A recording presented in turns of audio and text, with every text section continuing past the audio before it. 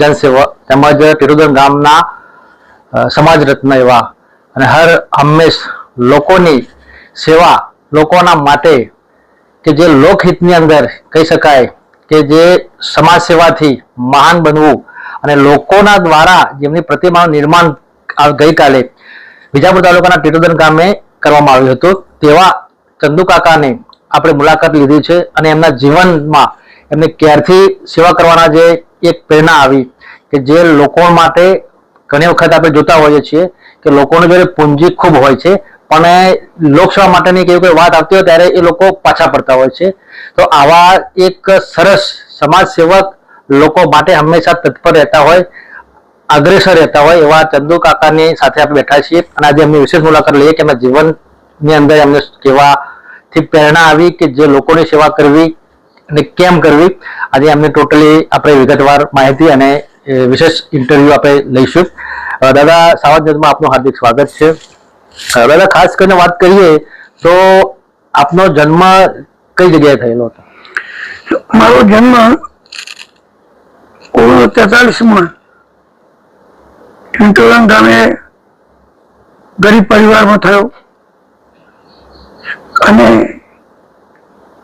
ગરીબ પરિવારમાં હોવાથી શિક્ષણ માટે ઘણી મુશ્કેલીઓ પણ નડી, પણ સંઘર્ષ સાથે શિક્ષણ પ્રાઇમરી સ્કૂલ ટિંટોરંગ ગામે પૂરું કરી 7 ધોરણ સુધી.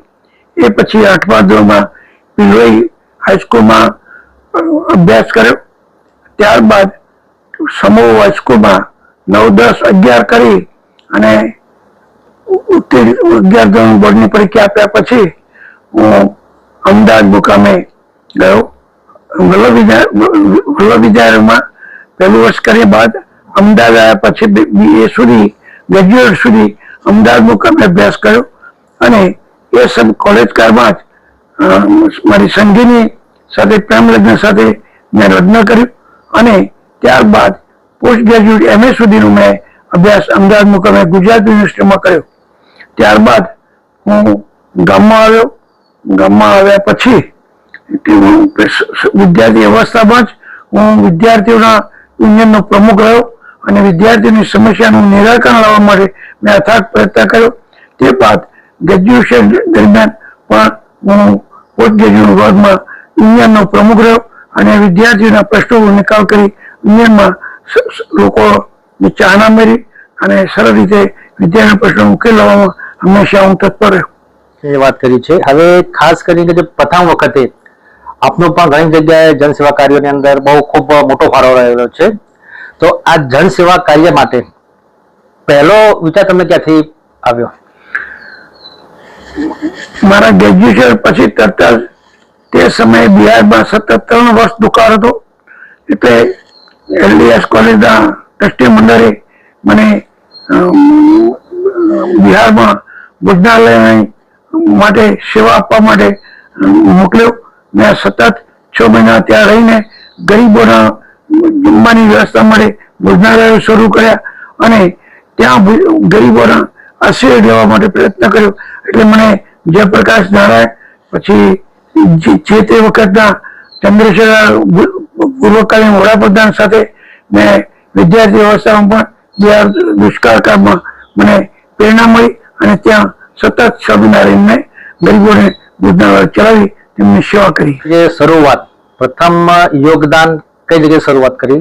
જે દાનની વાત કરવામાં આવે, સૌ પ્રથમ મારી સંસ્થા ટિંટોરંગ કેળવણી મંડળ દ્વારા સ્થાપિત હાઈસ્કૂલમાં મારા બાપુજીના નામે ગરીબ પરિવારમાં હોવા છતાં માથે દેવું હોવા છતાં પણ તેમના નામનો મેં 11,000 જે તે સમયમાં 60 વર્ષ પહેલા આપીને એમનો હોલ બનાવવાનું પ્રથમ મેં દાન કરીશું.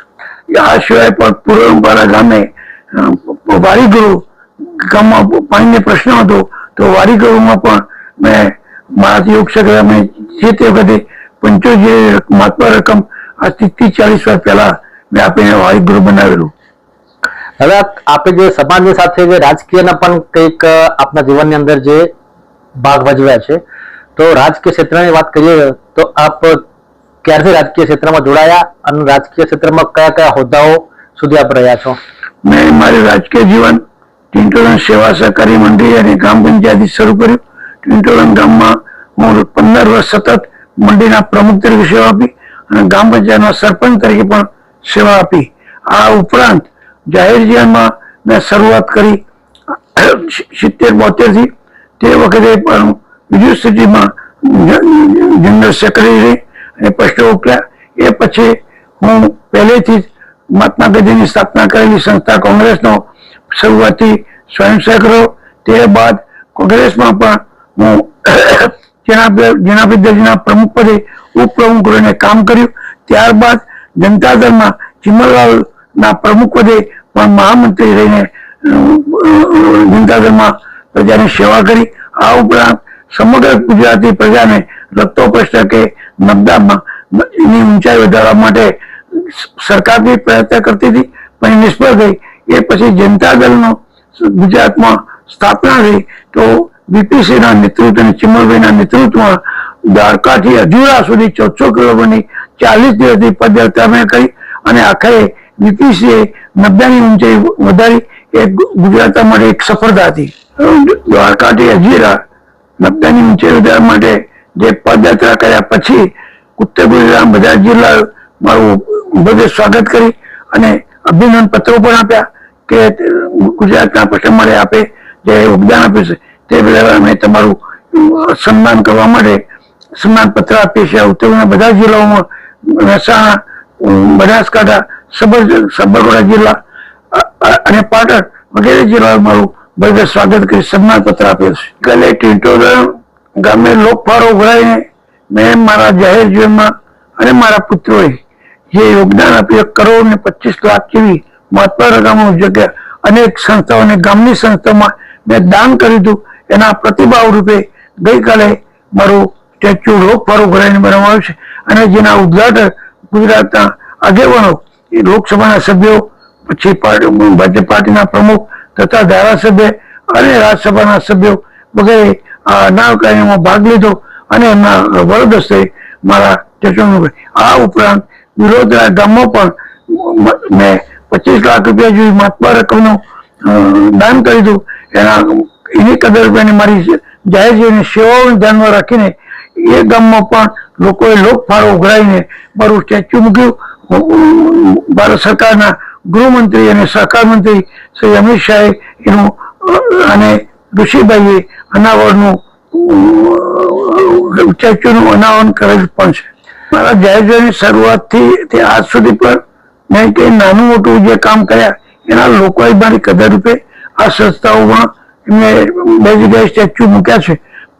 પણ અગત્યની વાત એ છે કે જાહેર જીવનમાં પડનાર વ્યક્તિના બહુ મોટા ભાગે મરણ પછીના સ્ટેચ્યુ મુકાય છે પણ મારા બંને જગ્યાએ જીવંત જીવનમાં મારું બંને જગ્યાએ સ્ટેચ્યુ મૂકે છે. અને એની વિશેષતા એ છે કે લોકફાળો કરીને લોકો જાહેર જીવનમાં બહુ ભાગ્યે જ કરતા હોય છે. સંસ્થાઓ પૈસા આપીને કરતી હોય છે પણ મને જે મેં અને મારા દીકરાઓ જે લોકોની સમાજ સેવા કરી દાન આપીને એના પ્રતિકાર રૂપે અમારું 2 જગ્યાએ સ્વાગત કર્યું છે. તે બદલ હું લોકફાળો આપનારનો અત્યંત હૃદયપૂર્વક આભાર માનું છું. એવા ચંદુ દાદાની પ્રતિમાનું જે ગઈકાલે અનાવરણ કરવામાં આવ્યું છે, રાજકીય આગેવાનો પણ ત્યાં ઉપસ્થિત રહ્યા હતા, સામાજિક આગેવાનો પણ ઉપસ્થિત રહ્યા હતા. સાથે સાથે ગામના દરેક સમાજોએ તેમજ આજુબાજુના લોકોએ પણ ચંદુ દાદાનું એક સન્માન કર્યું હતું ત્યાં આગળ. તો આવા જ લોક જે સેવાની અંદર જન સેવાની અંદર જે ખૂબ મહાન કહી શકાય છે. દાદા, બીજી એક વાત ખાસ તમને એ કરવી છે કે આપની જે પ્રતિમા મૂકવામાં આવી છે એ લોકો માટે એક સારો સંદેશ કહી શકાય. તો આ સંદેશને કેવા પ્રકારે લોકોને પ્રેરણારૂપી આપશો? હું એ કહું કે આજની જનરેશન એ પોતાના મા બાપને ભૂલી જાય છે અને વૃદ્ધાવસ્થામાં મૂકી આવે છે. એ મારા માટે બહુ દુઃખદ બને છે.